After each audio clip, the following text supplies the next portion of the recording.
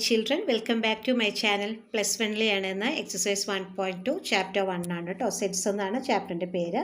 അതിനകത്ത് exercise 1.2 second പാർട്ടാണ് ഇപ്പോൾ നമ്മൾ ചെയ്യാൻ പോകുന്നത്. ഫസ്റ്റ് പാർട്ട് മൊത്തം എല്ലാവരും കാണുക. Then each of the question നമുക്ക് നോക്കാം. each of the following sets are finite or infinite sets. കണ്ടോ, ഫൈനൈറ്റ് ആണോ അല്ലെങ്കിൽ ഇൻഫിനിറ്റ് സെറ്റ് ആണോ എന്ന് നമ്മൾ നോക്കണം. കുറച്ച് സ്റ്റേറ്റ്മെൻറ്റ്സ് നമുക്കിവിടെ തന്നിട്ടുണ്ട്. സോ ഫസ്റ്റ് വൺ ഏതാണ്?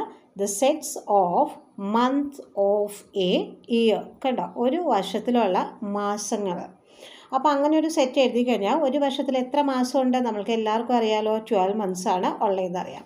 അപ്പോൾ അതെന്തായിരിക്കാം? നമുക്ക് ഫൈനൈറ്റ് എന്ന് പറഞ്ഞാൽ എന്താ, ഒരു നിശ്ചിതം അല്ലേ, നമുക്ക് എണ്ണിയെടുക്കാൻ സാധിക്കും. ബട്ട് ഇൻഫിനിറ്റ് എന്ന് പറഞ്ഞാൽ എന്താണ്? അത് അനന്തമായിട്ട് പോകും.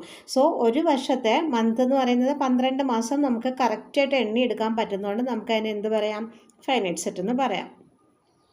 ക്ലിയർ ആയല്ലോ അത്? then let us move on to second one. See, set 1 2 3 then continuous ആയിട്ട് പോകുന്നുണ്ട്. സെറ്റ് ക്ലോസ് ചെയ്തു. അപ്പോൾ ഇത് എന്താണെന്നാണ് ചോദിച്ചിട്ടുള്ളത്. സെറ്റ് 1 2 3 4 5 അങ്ങനെ കണ്ടിന്യൂസ് ആയിട്ട് പോകും. സോ കണ്ടിന്യൂസ് ആയിട്ട് പോകുന്നതിന് നമുക്ക് എന്ത് പറയാം? ഇതൊരു നാച്ചുറൽ നമ്പേഴ്സ് അല്ലേ, കൗണ്ടിങ് നമ്പേഴ്സ് അല്ലേ. സോ കണ്ടിന്യൂസ് ആയിട്ട് അങ്ങനെ പോകുന്നതിന് നമുക്ക് എന്ത് പറയാം? ഇൻഫൈനൈറ്റ് സെറ്റ് എന്ന് നമുക്ക് പറയാം. ക്ലിയർ ആയില്ലേ? ഇനി നോക്കൂ, തേർഡ് ക്വസ്റ്റ്യൻ. സെറ്റ് 1 2 3 4 കണ്ടിന്യൂസ് ആയിട്ട് പോയി. ദെൻ 99 ദെൻ 100 അവിടെ വെച്ച് സെറ്റ് ക്ലോസ് ചെയ്തു. ഇത് നോക്കിയാൽ നമുക്ക് കൃത്യമായിട്ട് ഇത് കൗണ്ട് ചെയ്തെടുക്കാൻ പറ്റും അല്ലേ, അപ് ടു 100 വരെ. അപ്പോൾ ഇത് എന്തായിരിക്കാം? ഫൈനൈറ്റ് ആയിരിക്കുമോ ഇൻഫിനിറ്റ് ആയിരിക്കുമോ? എന്തായിരിക്കും നമുക്ക് ആൻസർ എഴുതേണ്ടത്? ഫൈനൈറ്റ് സെറ്റ് ആയിരിക്കും. Clear? Okay, then fourth one. See, the set of positive integers greater than 100. കണ്ടോ, അതായത് പോസിറ്റീവ് ആയിട്ടുള്ള ഇൻറ്റിജേഴ്സ് ആയിരിക്കണം. അതെങ്ങനെയാണ്? ഗ്രേറ്റർ ദാൻ 100 ആയിരിക്കണം.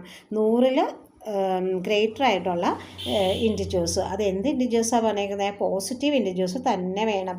അപ്പോൾ 100 ഗ്രേറ്റർ ആയിട്ടുള്ള നമ്പർ ഏതാ? 101 102 103 ലൈക്ക് ദാറ്റ് അല്ലേ. അപ്പോൾ അങ്ങനെ അനന്തമായിട്ട് അത് പോകുന്നതുകൊണ്ട് ഇത് എന്തിലാണ് വരിക? ഇൻഫൈനൈറ്റ് സെറ്റിലായിട്ട് വരുന്നത്. ക്ലിയർ ആയല്ലോ? ഇനി നമുക്ക് ഏതാണ്? Fifth one question. C, the set of prime numbers less than 99. കണ്ടോ, 99 കുറവായ പ്രൈം നമ്പേഴ്സ് എന്നാണ് പറയുക. അപ്പോൾ 99 കുറവായ പ്രൈം നമ്പേഴ്സ് എന്ന് പറഞ്ഞാൽ എല്ലാവർക്കും അറിയാമല്ലോ അല്ലേ. ഇപ്പോൾ സപ്പോസ് ഇപ്പോൾ നമ്മളെന്താ 7 എന്നൊരു നമ്പർ എടുത്താൽ ഇതിൻ്റെ ഫാക്ടേഴ്സ് എന്ന് പറയാൻ എന്താണ്? 1 × 7 മാത്രമേ ഉള്ളൂ. ഇപ്പോൾ ഒരു 23 എന്ന് പറഞ്ഞാൽ എന്താണ്? 1 × 23 തന്നെയാണ് അല്ലേ. ഇനി 3 എടുത്താലോ? 1 × 3 തന്നെയാണ്. So the number and 1 it self, അതായിരിക്കും എന്തെന്ന്?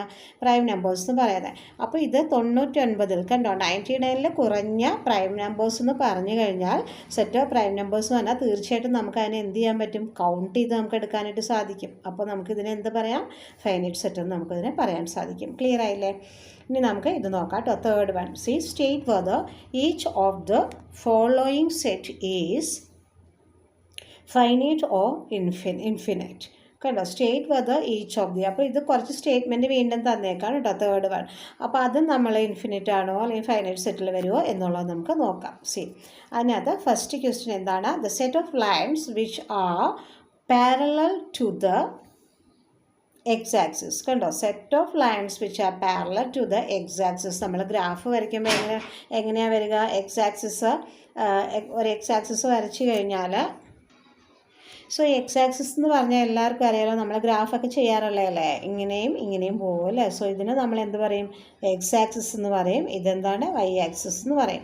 നമ്മളോട് പറഞ്ഞിരിക്കുന്നത് എന്താണെന്ന് നോക്കിയാൽ set of lines which are parallel to the x-axis. ഈ x-axis എന്ന് പറയുന്നത് ഒരു ഗ്രാഫ് എടുത്താൽ നമ്മളിങ്ങനെ വരയ്ക്കുന്നതായിരിക്കും x-axis. ഇതിന് പാരലായിട്ട് നമുക്ക് എത്രമാത്രം ലൈൻസും എന്ത് ചെയ്യാം? വരച്ച് പോവാം.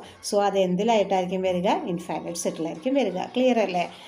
ഇനി അടുത്ത ക്വസ്റ്റ്യൻ, അതിനകത്ത് ബിലോങ്സ് ചെയ്യുന്ന രണ്ടാമത്തെ question. Set of letters in English alphabets. English ആൽഫബറ്റ്സിലെ ലെറ്റേഴ്സ് എല്ലാവർക്കും അറിയാമല്ലേ. A to Z നമുക്ക് കൃത്യമായിട്ട് കൗണ്ട് ചെയ്തെടുക്കാൻ പറ്റുന്നതാണ് ഇംഗ്ലീഷ് ആൽഫബറ്റ്സ്. ABCDEFG അങ്ങനെ Z വരെയും പോകും. സോ അത് എന്തിലെ ബിലോങ് ചെയ്യുന്ന? ഫൈനൈറ്റ് സെറ്റിലാണ്. ക്ലിയർ ആയല്ലോ? ഇനി സി ദ തേർഡ് വൺ.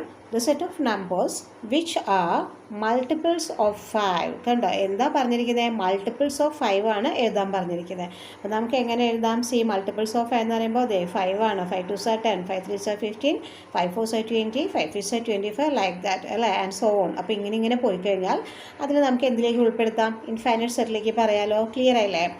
ഇനി C, fourth one. The set of animals living on the earth. കണ്ടോ, ഈ ഭൂമിയിൽ ഒരുപാട് ആനിമൽസ് ജീവിക്കുന്നുണ്ടല്ലോ.